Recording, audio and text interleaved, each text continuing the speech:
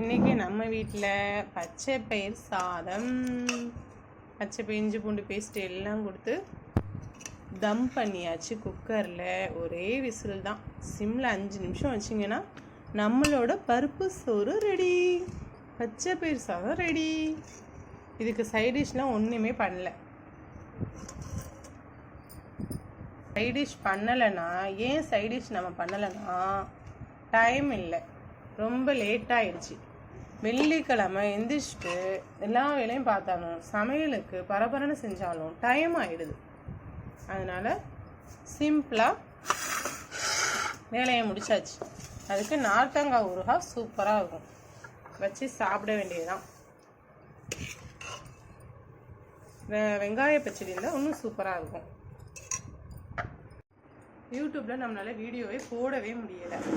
அதனால தான் இன்றைக்கி வீடியோ ஃபுல்லாக நான் எடுத்துட்டேன். எனக்கு இந்த முட்டை வேண்டாம், நான் சாப்பிட போகிறேன்.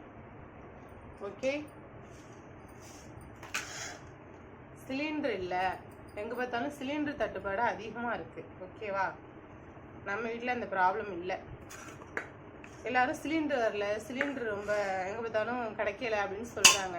ஆனால் அப்படி இல்லை. சிலிண்டர் 3 மாதத்துக்கு ஒரு டைம் யூஸ் பண்ணுறவங்களுக்கு கண்டிப்பாக கிடைக்கிது சிலிண்டர். உடனே 2 நாளில் புக் பண்ணாக்கா வந்துடுது வீட்டுக்கு. ஆனால் சிலவங்க 1 மாதத்தில் 1.5 மாதத்துல எல்லாம் சிலிண்டர் காலியாகுது இல்லையா, அவங்களுக்கு தான் 45 நாள் கணக்கு முடிஞ்ச பிறகு தான் சிலிண்டரை புக் பண்ணணும்னு சொல்கிறாங்க. ஓகே, அதனால் நீங்கள் அந்த மாதிரி பார்த்துக்குங்க. அடுப்பு இருக்கிறவங்க அடுப்பில் கூட சமைச்சு நம்ம எவ்வளோதான் சிலிண்டரை மிச்சப்படுத்திக்கலாம். ஓகே, இப்போ பழைய மாதிரி அடுப்பு தான் எங்கே பார்த்தாலும் சமைக்கிற மாதிரி இருக்கும்னு நான் நினைக்கிறேன்.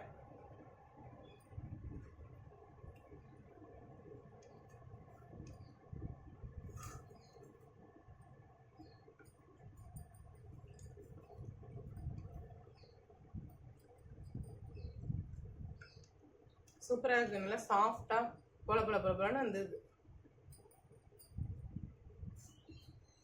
அவசரத்துக்கு தக்காளி சாதம் இந்த மாதிரி பச்சை பயிர் போட்டு குக் பண்ணுறது ஒரு ரகம்.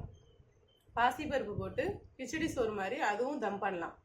டக்குன்னு செஞ்சுட்டோம்னா வேலை முடிஞ்சிச்சு. ஒரு வெங்காய பச்சடி இல்லை ஒரு ஊறுகாய் இல்லை வத்தல் இருந்தால் வத்தல் அப்படி வறுத்து நம்ம சாப்பிட்டுட்டு போயிட்டே இருக்கலாம். பிள்ளைங்களுக்கும் காலைல எந்திரிச்சோன்னா டக்குன்னு குக்கரில் வச்சோமா எடுத்து சாப்பாடு கொடுத்தோமான்னு வேலை முடிஞ்சிடும் ஈஸியாக. சிலிண்டரை மிச்சப்படுத்தணும்னா இப்போ நிறைய நம்ம டெக்னிக்கலாக வேலை செய்யணும். எவ்வளோ நுணுக்கமாக இருந்து சிலிண்டரை மிச்சப்படுத்தி நம்ம ஓட்டணுமோ அந்த அளவுக்கு ஓட்டணும். எங்கே பார்த்தாலும் தட்டுப்பாடு வருது தான். எல்லாரும் சொல்கிறாங்க சிலிண்டர் கிடைக்க மாட்டேங்குது அப்படின்னு சொல்லிட்டு. பல பேர் வீட்டில் அடுப்பே ஸ்டார்ட் பண்ணிட்டாங்க எரிக்கிறதுக்கு. நம்ம ஒன்றும் அந்த பக்கம் போகலை.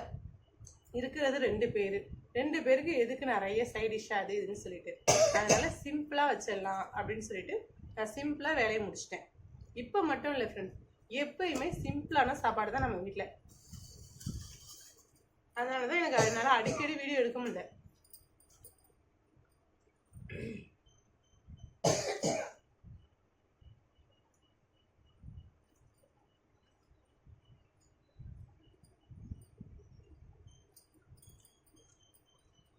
யூடியூப்ல வீடியோ போடுறேன், ப்ளீஸ் உங்கள் சப்போர்ட்டை எனக்கு கொடுங்க தொடர்ந்து. ஓகே,